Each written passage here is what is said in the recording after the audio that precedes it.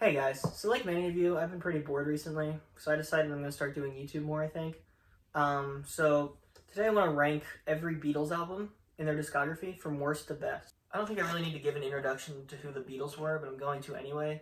They are, of course, the best-selling band of all time, definitely like one of the most influential acts of all time. I wouldn't say they're my favorite band, but they definitely did enough that makes them, objectively speaking, I would say the best band of all time. They pioneered genres from like psychedelic to even metal in the span of only 10 years as a band, pumping out like a new album every year. They're insane. It was insane. Their songwriting skills were beyond anything of the time. I think their worst album is With the Beatles. It was their second album. It's a good album. Like, I'd much rather listen to that than like 6 9 or something. But it's just a lot of covers. There's not much originals there. It sounds like it's attempting to ride off the success of the first one, kind of without innovating in any way. I think All My Loving is the best song on that album by far. I honestly thought Till There Was You was a Beatles song for a while, and then I just learned it was a cover recently, and that kind of made me sad because I actually really like that song. But yeah, really just a lot of covers, not that great. Next I'm going to say is Please Please Me. That was their first album. I think it's better than With the Beatles. Like, I wouldn't say the songwriting's better or anything, but there just seems to be more originals. I Saw Her Standing There is one of my favorite songs of all time. I freaking love that song. Again, with this whole album, the George guitar solos aren't that great. They're still kind of elementary, for lack of a better term. I think definitely compared to his later works, which are amazing. Do You Want to Know a Secret's a really good song. The chorus is good. The harmonies are amazing. After that, I'm going to say Beatles for Sale. So you probably see the trend of a lot of the earlier albums are coming towards the end of this list. Similar to With the Beatles, it has a lot of covers on it, but I think the thing that sets it apart from With the Beatles is the fact that the originals are just much better. Although All My Loving is an amazing song, this album has songs like 8 Days a Week, which is just freaking awesome. I'm a Loser is on this album, which is amazing. No Reply is awesome. A lot of John good songs here. I think this is where John Lennon started to really come into his songwriting abilities as a master songwriter, if you will. Also, I think the production on this album is much better than their early works, because I feel like for their early works, they were going for more of a live sound on the first two albums compared to Hard Day's Night, which was the predecessor to this, and then this album where they definitely shifted to more of preferring the studio sound, which I think does make it better. So next we have A Hard Day's Night. I consider this the beginning of like their really legendary albums. Like, if I were like Anthony Fantano, I would give every album from here to the end of the list a 10. Like, I think these are just like what makes the Beatles as legendary as they are. I think the songwriting is definitely a great improvement on this album from the earlier LPs with songs like Can't Buy Me Love and A Hard Day's Night. Yeah, even some of the deeper cuts like If I Fell and Things We Said Today are just awesome. And of course, And I Love Her is an amazing song. The key change is just genius. I also feel like George Harrison definitely improved as a musician on this album. Next on this list is Magical Mystery Tour.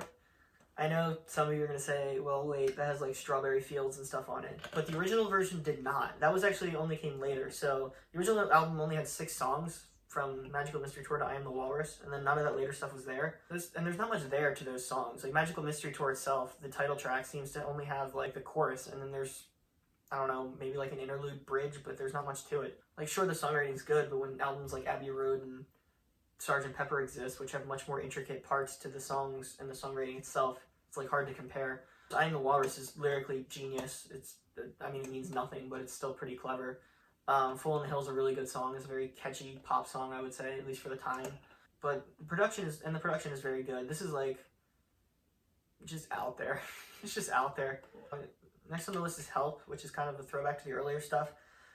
Like Hard Day's Night, this was made for a movie, and I honestly think this did a better job than A Hard Day's Night did as a soundtrack. And honestly, I think, actually no, I was going to say A Hard Day's Night Help is a better movie, but I don't think that's true. I feel like the songs on this album are just more catchy, better produced, more original, more refreshing to listen to, if you will. As for the singles, I genuinely think Help is a better song than A Hard Day's Night. I don't know why, I just do. I feel like a lot of musicians point to the Beatles as having like the perfect harmony backing to go with their album. I feel like it really comes out in this album. Moving forward, it starts on this album. Also, I think You've Gotta Hide Your Love Away is probably one of my favorite John Lennon songs. It has been since I've been like 11, or like the first time I heard it, so it's really good. The next album we have on this list is Rubber Soul, and while I still feel like they have that boy band feel and appearance to them, obviously, this is where they really start to take their songwriting to the next level, at least John and Paul. Honestly, I think a lot of that had to do with probably the fact that they started using drugs. I think that gave them a new perspective, which in this case really helped their songwriting. I feel like Rubber Soul is kind of the peak of the Beatles boy band era. Like, I feel like the production, the songwriting, the harmonies, everything about it that made them big in their boy band era was encapsulated on Rubber Soul to a really good degree. Honestly, I think my least favorite song on this album is Drive My Car, and I don't know why, I could just never got the appeal of it, I guess.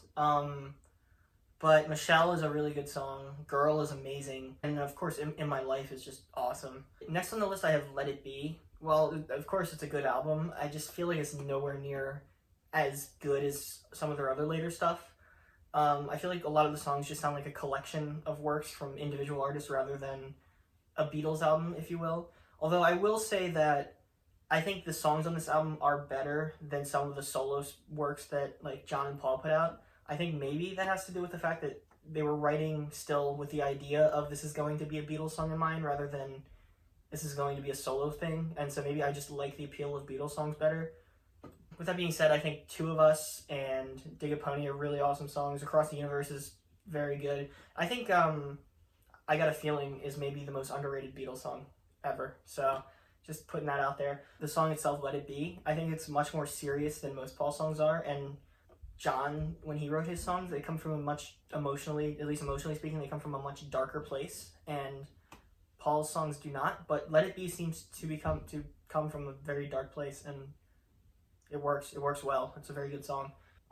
Next on this list, I have Revolver. This was released still when they were in their boy band era, but it's totally different from albums like A Hard Day's Night, Help, or even Rubber Soul. It's psychedelic, just for lack. It's just psychedelic. Songs like I'm Only Sleeping with backwards guitar. Songs like She Said, where the drums are almost just as out there as the guitar is, and it works so well together. They call this the Acid album, so because I think they wrote a lot of the songs on acid. I'm Only Sleeping is probably my favorite Beatles song, if I had to pick. Also, this was like very innovative for its time. Like, psychedelic did exist. I think bands like the 13th Floor Elevators were around prior to this album, but things like backwards guitar were kind of just first being used here, and other things that kind of make it, like, they were doing it way before, like, I think The Who was doing it. I used to think Yellow Submarine was kind of a cheesy song, probably just because it's like the song everybody knows, and it's just about a submarine. But the more you strip it down and listen to it, from the basic fundamentals of the song with like the guitar melody and the drums, it's actually a really genius song. Like, the chord progression's really good. The simple drum beat works so well in keeping the rhythm to the song. The one song I don't really like on this album is Dr. Robert. It sounds almost like an extra track they needed to just throw on the album. There's nothing really interesting about it or emotional about it that makes it attractive in any way to me. Following that, I have their self-titled album, or as it's commonly referred to as the White Album. I think Ringo said it best when he said it was almost a return to their rock and roll sound. They had their time with psychedelic, experimental stuff, and then they kind of went back to rock and roll, and this album really embodies that. The production is very simple, the songs are very stripped down, usually a lot of acoustic, standard rock and roll chord progressions. I feel like this is the album where George Harrison really came out as a songwriter. Honestly, I think Dear Prudence has my favorite bass line on this album. I think it works so good with the melody of the song. A lot of people say Obla Di, Obla Da is not that great and it's kind of corny. And for a while I kind of thought that too, but the more I listen to it and the more I guess the older I get, the more I appreciate it. Happiness is a Warm Gun is an amazing song. It almost sounds like as it goes on, it just spirals more and more out of control, getting darker and darker. And honestly, I think it's written about like John Lennon's addiction to heroin or something. So like, it could literally be what it is. Also, I think Cry Baby Cry is so underrated. Like, there's not much to it. It's a very simple song, but it's so good. The walking downward on the guitar of the chords is impressive. Revolution 9, for some people say they like it. I don't know how. I think it's their worst song by far. People say they like the production on it. I just don't see it. It's just not a good song. It's just really bad. I mean, sure, you can say it's innovative for the time, but it's not good, so I don't know if the innovation is really that well-deserved. I mean, maybe it's just I'd listen to songs in a very traditional way and I look for a really good chorus, really good verse or something, but I just don't see it. I have played it backwards though, and that's really creepy. This is, of course, one of their longest albums. It's 2 discs rather than just one with over like 30 songs.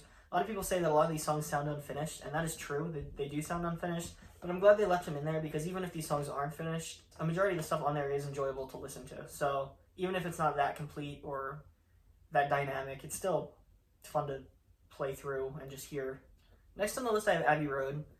The feeling you get from it, I don't know if it's just because I listened to it at a good point in my life, but it's very nostalgic.